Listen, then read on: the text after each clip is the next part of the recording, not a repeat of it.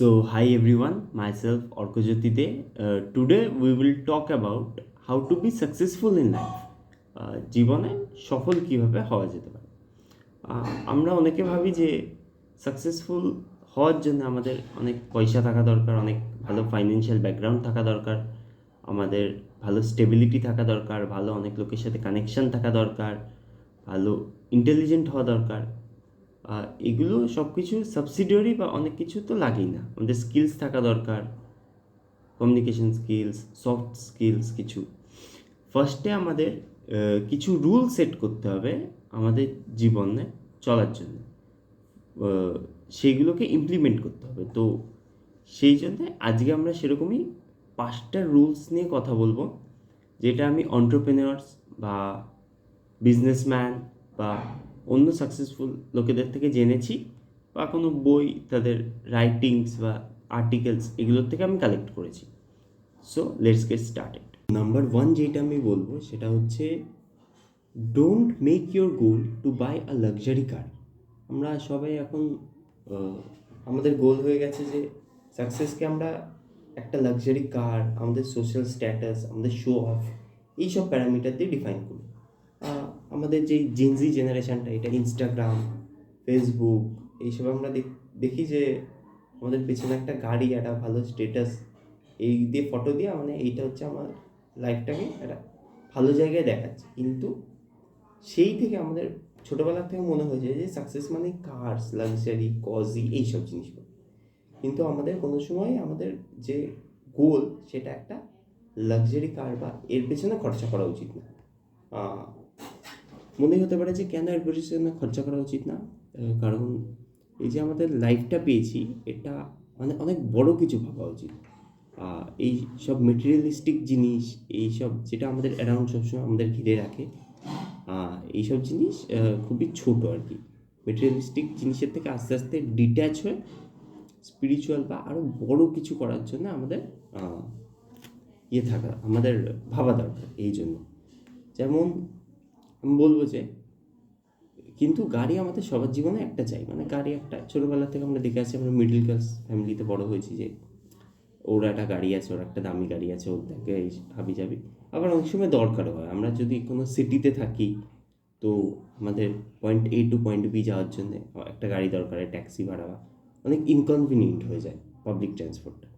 তো সেই জন্য যদি কিনতেই হয়, তো আমি দুটো রুল শেয়ার করবো এখানে, যেটা আমাদের একটা ভালো ডিসিশান, একটা গাড়ি কেনার জন্য হেল্প করবে। সেটা হচ্ছে, ফার্স্ট রুল যে কোনো একটাই ফলো করা যায়।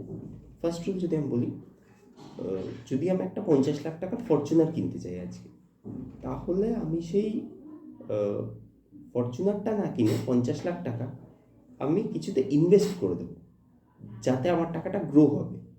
আর আমি এমন একটা গাড়ি কিনবো যেটা যার ইএমআই আমার যে ইনভেস্টেড টাকাটা, সেটার থেকে আমি দিতে পারবো, যে ইএমআইটা আমি সেটার থেকে দিতে পারবো।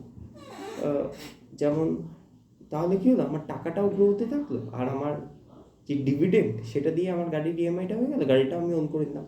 তা এইটা একটা রুল হতে পারে। সেকেন্ড যে রুলটা আমি বলছি সেটা হচ্ছে যে, নিজের গাড়ি এমন সময় কেনা উচিত, এমন দামে কেনা উচিত, যে যদি গাড়িটার দাম এক্স হয়, তাহলে আমার ব্যাঙ্ক অ্যাকাউন্টে এত টাকা থাকা উচিত যে আমি আরও 10টা গাড়ি কিনতে পারবো সেই সময়, সেই মোমেন্টে। সেটা হচ্ছে 10x টাকা থাকা দরকার আমার ব্যাঙ্ক অ্যাকাউন্টে। এখানে অনেকজনে কনফিউজ করে ফেলবে যে ব্যাঙ্ক অ্যাকাউন্ট মানে হচ্ছে আমাদের নেটওয়ার্ক। আমাদের নেটওয়ার্ক আমাদের ব্যাঙ্ক অ্যাকাউন্ট না। ব্যাঙ্ক অ্যাকাউন্ট বলতে আমি বুঝাচ্ছি আমাদের লিকুইড অ্যাসেটস। লিকুইড অ্যাসেটস মানে কেউ যদি বলে আমার আরএসইউ আছে, রেস্ট্রিক্টেড স্টক ইউনিটস, আমার এত টাকার আরএসইউ আছে, এত টাকার আছে, তো আমার 10x টাকা তো হয়ে যাচ্ছে। কিন্তু না, লিকুইড অ্যাসেটস মানে যেটা আমি আজকেই খরচা করতে পারবো। 3 বছরের জন্য ইনভেস্ট করে রয়েছি, টাকাটা আমার আটকে রয়েছে, ওটা লিকুইড অ্যাসেটসের মধ্যে পড়ে না। আর তো এই দুটো রুল ফলো করতে পারি। আর 10xটা যদি বেশি হয়ে যায়, তাহলে 2x রুল তো ফলো করতে পারি। 2x রুল তো আছেই, সব ফাইন্যান্সিয়াল অ্যাডভাইজার্সরা তো, ইনফ্লুয়েন্সার্সরা তো এটা বলেই যে 2x, যে 10xের জায়গায় 2xও ভাবতে পারি আমরা। আর একটা মানে গাড়ি হচ্ছে এমন একটা জিনিস যেটা গোল তো হওয়াই উচিত না, কারণ একটা টিনের ডাব্বার জন্যে আমাদের ফাইন্যান্সিয়াল লাইফ, আমাদের সোশ্যাল লাইফ, আমাদের গোল, আমাদের এইসব তো আমাদের নষ্ট করাই উচিত না, কারণ এটা জাস্ট একটা রিকোয়ারমেন্ট, অত মানে রিকোয়ারমেন্ট পয়েন্ট এ টু পয়েন্ট বি যাওয়ার জন্য। সো এটা হচ্ছে first rule. Coming down to the second point, investing as a full time student is stupidity. এখন সব ফাইন্যান্সিয়াল ইনফ্লুয়েন্সার্স বা সো কল্ড ইনফ্লুয়েন্সার্স যারা আছে তারা বলছে যে আর্লি স্টার্ট করতে হবে। ওয়ারেন বাফেট 11 বছরে স্টার্ট করে দিয়েছিল, বড় বড় অ্যাঞ্জেল ইনভেস্টার্সরা অনেক আগের থেকে স্টার্ট করে দিয়েছিল। কম্পাউন্ডিং, এফেক্ট অফ কম্পাউন্ডিং, এইটে ওয়ান্ডার্স অফ দ্য ওয়ার্ল্ড বলেছিল আইনস্টাইন। এইগুলো তো আছেই, কিন্তু একজন স্টুডেন্ট হিসাবে আমাদের ওয়েলথ জেনারেশনের জন্য ইনভেস্ট করাটা উচিত না, কারণ একজন স্টুডেন্ট হিসাবে আমরা যখন ইনভেস্ট করব আমাদের কাছে একটা ভালো পোর্টফোলিও থাকা দরকার, একটা হিউজ ক্যাপিটাল থাকা দরকার।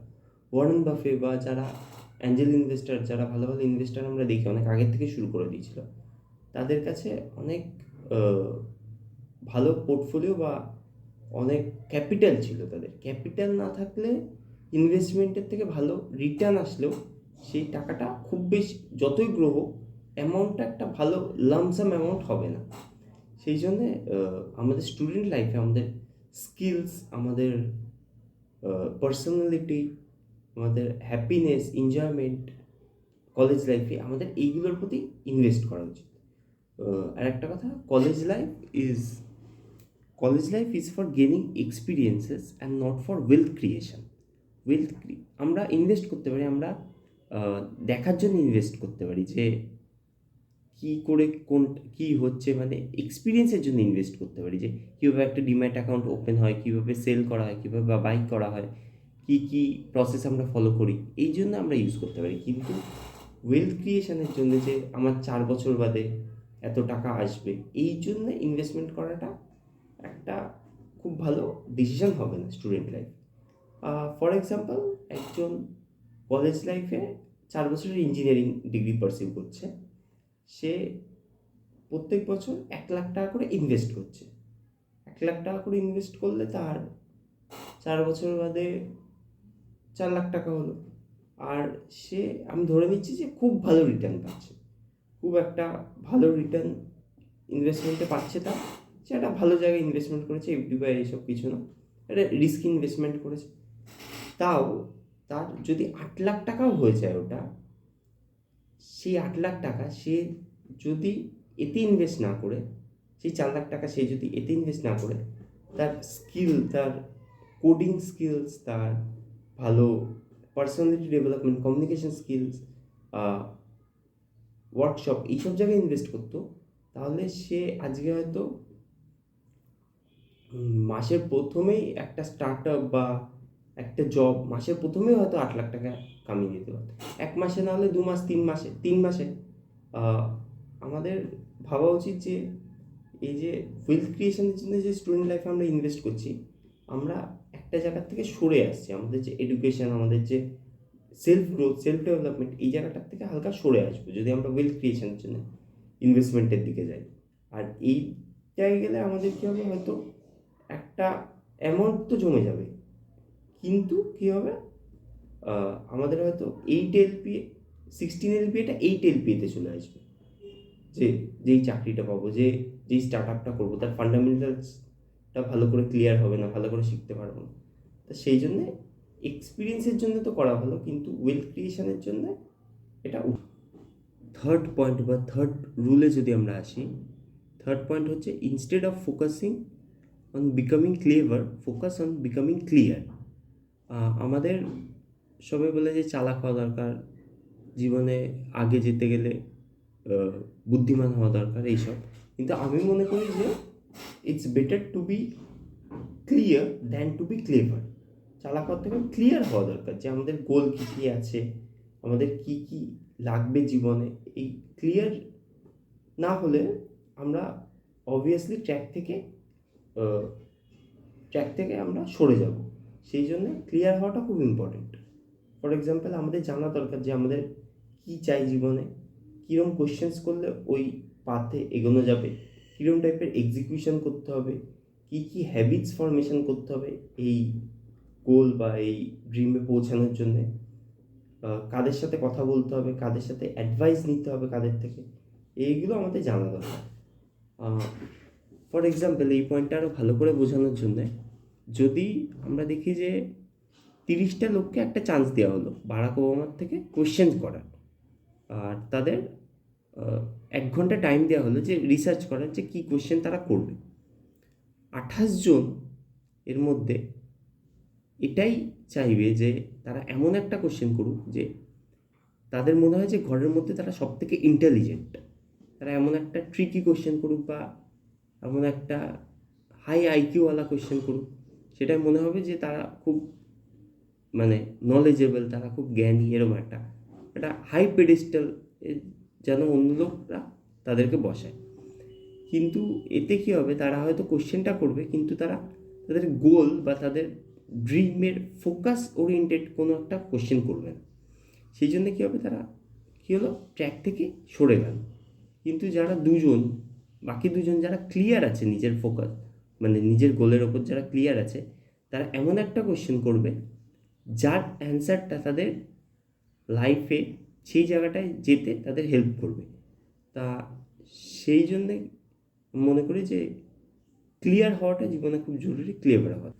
সো ফোর্থ যেই পয়েন্টটার কথা আমি বলছি যে every time don't try to be unique, যে সবসময় আমাদের ইউনিক হওয়ার জন্য ইউনিক হওয়ার দরকার নেই। অনেকে বলবে যে uniqueness is better than perfection, if you are perfect you are number one, if you are unique then you are only one. ঠিক আছে, এগুলো সব ঠিক আছে, কিন্তু সবসময় আমাদের ইউনিক হওয়ার দরকার নেই। অনেক সময় ফর এক্সাম্পল আমি যদি আজকে একটা ভালো ক্রিকেট প্লেয়ার হতে চাই, আমার একটা দুটো শটস ইউনিক হতে পারে, কিন্তু আমার যে বেসিক্স সেগুলো আমার শিখতেই হবে ঠিক করে। ফর এক্সাম্পল আমার যে কভার ড্রাইভ, আমার যে কাট, সেগুলো আমার সেরমভাবেই শিখতে হবে, যে যেরমভাবে ভালো ভালো প্লেয়াররা খেলে সেরমভাবে আমার প্র্যাকটিস করতে হবে। বলিং করতে গেলে যে অ্যাকশান সেগুলো হালকা চেঞ্জ হতে পারে, কিন্তু মোরাললেস আমাকে ওরমভাবে প্র্যাকটিস করতে হবে। তাহলেই আমি আমার যেই গোল, আমার যে ইন্ডিয়া টিমে খেলার যদি আমার ইচ্ছা থাকে, তাহলেই আমার সেটা পসিবল হবে। তো সেই জন্যে সবসময় ইউনিক হওয়ার দরকার নেই। অনেক সময় যারা সাকসেসফুল হয়েছে তাদের লাইফ থেকে কিছু জিনিস নিজের লাইফে কপি পেস্ট করেও সাকসেসফুল হওয়া যায়। ফর এক্সাম্পল অনেকেই হয়তো ইউটিউবে এই যে সাকসেসফুল হওয়ার যে রুলস এরকম টাইপের ভিডিও বানাচ্ছে, হয়তো হাজার হাজার ভিডিও এরকম পড়ে রয়েছে, তাও আমি এই ভিডিওটা বানাচ্ছি কারণ আমি জানি যে হয়তো এটা ইউনিক কোনো টপিক না, হয়তো এটা একটা কোনো out of the box topic না, কিন্তু আমি আমার পার্সপেক্টিভ, আমার নলেজ, আমার যেই এসেন্স নলেজের, আমার যে গ্যাদারিংস, এই সবগুলো আমি শেয়ার করছি। তো সেই জন্যে অন্য কারোর ভিডিওতে অন্য কোনো পার্সপেক্টিভ দেখা যাবে অডিয়েন্সের জন্য। আমার অডিয়েন্স আলাদা, আমার জন্য অন্য কোনো আমার ভিডিওতে অন্য কোনো পয়েন্ট পাওয়া যাবে। তো সেই জন্য সবসময় আমাদের ইউনিক হওয়ার দরকার নেই। অনেকে ভাবে যে আমি একটা প্রোডাক্ট লঞ্চ করবো বাজারে, সেই প্রোডাক্টটা টোটালি ইউনিক হতে হবে, ততক্ষণ আমি প্রোডাক্টটা লঞ্চ করবো না যতক্ষণ আমার একটা জিনিস টোটালি ইউনিক না হবে, যতক্ষণ আমি সেটাকে এক্সিকিউট করবো না। এত কিছু না ভেবে আমাদের এক্সিকিউশনের ওপর বেশি খেয়াল রাখা উচিত। যেমন বলে যে too much analysis is paralysis, যেমন বেশি ঘেটে বেশি ওভার থিঙ্ক করে লাভ নেই। এক্সিকিউশন করার সময় কি আমাদের আরও কটা পয়েন্ট আমরা দেখতে পাই, আরও কতগুলো শর্টকামিংস আমরা দেখতে পাই, যেগুলো আমাদের থিওরিতে বা পেন অ্যান্ড পেপারে সেগুলো আমাদের বোঝা পসিবল না। তো সেই জন্য ওইরকমভাবে এক্সিকিউট করতে করতে আমরা সেই শর্টকামিংসগুলোকে ঠিক করতে করতে আমরা এগিয়ে যেতে পারি। সো এটা হলো ফোর্থ পয়েন্ট। ফিফথ পয়েন্টে যদি আমি আসি, ফিফথ পয়েন্ট হচ্ছে consult with people who are better than you, hire people who are more smart than you. আমাদের এমন লোকেদের সাথে কনসাল্ট করা উচিত যারা আমাদের থেকে বেশি জানে, আমাদের থেকে বেশি স্মার্ট, আমাদের থেকে বেশি সেই কাজটা বেশি ভালো করে করতে পারে। তো আমাদের তাদের সাথে কনসাল্ট করা উচিত, তাদেরকে হায়ার করা উচিত নিজের কাজের জন্য। ফর এক্সাম্পল, আমি একজনকে জানি যে তার কাজে খুবই ভালো। ফর এক্সাম্পল, আমি একজনকে জানি যে এডিটিংয়ে খুবই ভালো, যে ভিডিও বানায় তার থেকে ভালো এডিটিং কেউ করতে পারে না। কিন্তু সে হঠাৎ একদিন একজন ভালো এডিটরকে পেল সে নিজের ইউটিউবে কাজ করানোর জন্য, কিন্তু সে তাকে নিল না, কারণ সে ভাবছে যে যদি ও আমার সাথে থেকে সব কাজ শিখে যায়, কাজ শিখে নিজে ইমপ্লিমেন্ট করতে করতে তার নিজের চ্যানেল খুলে ফেলে, তা সেই জন্য সে তাকে নিল না। তা এটাই কি হবে, যে লোকটা ভালো যে আছে, ভালো যে কাজ করে তার থেকে, তাকে যে হায়ার করলো না বা তাকে যে নিজের সাথে টাই আপ করলো না, সে কি হলো, সে একটু পিছিয়ে পড়লো মানে সে হয়তো গ্রো করবে, কিন্তু ওকে হায়ার করলে যতটা গ্রো করতো সে ততটা গ্রো করবে। আমাদের ভয় পেলে হবে না যে কেউ আমাদের থেকে কাজ শিখে বা কাজ জেনে আমাদেরকে ছেড়ে অন্য কারোর সাথে বা নিজের কিছু শুরু করবে, এতে ভয় পেলে হবে না। এতে কি হবে, আমাদের যে নিজের গ্রোথটা সেটা একটা সময় পরে গিয়ে স্ট্যাগনেন্ট হয়ে যাবে, স্যাচুরেটেড হয়ে যাবে। তো সেই জন্যে আমাদের কি করা উচিত, আমাদের আমাদের থেকে ভালো লোকেদের সাথে কনসাল্ট করা উচিত। ফার্স্টে তো তাকে কনভিন্স করা উচিত তাকে হায়ার করার জন্য। যদি সে হায়ার হতে না চায়, তাকে বলা উচিত যে ঠিক আছে, আমাকে কিছু অ্যাডভাইস দিতে বা কনসাল্ট করতে, বা কিছু তাকে ফাউন্ডার বা তাকে কো ফাউন্ডার হিসাবে নিয়ে আসা উচিত। তা যদি কোনো বিজনেস আমাদের স্কেল আপ করতে হয়, তাহলে আমাদের লোক লাগবে। আর লোক এমন লাগবে যে আমার থেকে ভালো, তাহলেই আমার বিজনেস ভালোভাবে স্কেল আপ হবে, ভালোভাবে পুরো জায়গায় ছড়াবে। তো এই পয়েন্টটা আমাদের মাথায় রাখা উচিত যে consult with people who are better than you. একটা ফর এক্সাম্পল একটা কোট আছে, if you are the smartest person in the room, you are in the wrong room. তো সব থেকে স্মার্ট হলে সেখানে কি আমাদের গ্রো করার যে পার্সপেক্টিভ সেটা আমাদের বন্ধ হয়ে যায়। বা যদি কারো ভালোদের সাথে থাকে, আমাদের তাদের হ্যাবিট আমাদের ওপর ইনকর্পোরেট হয়, আর আমরা কি হয়, গ্রো করতে থাকি।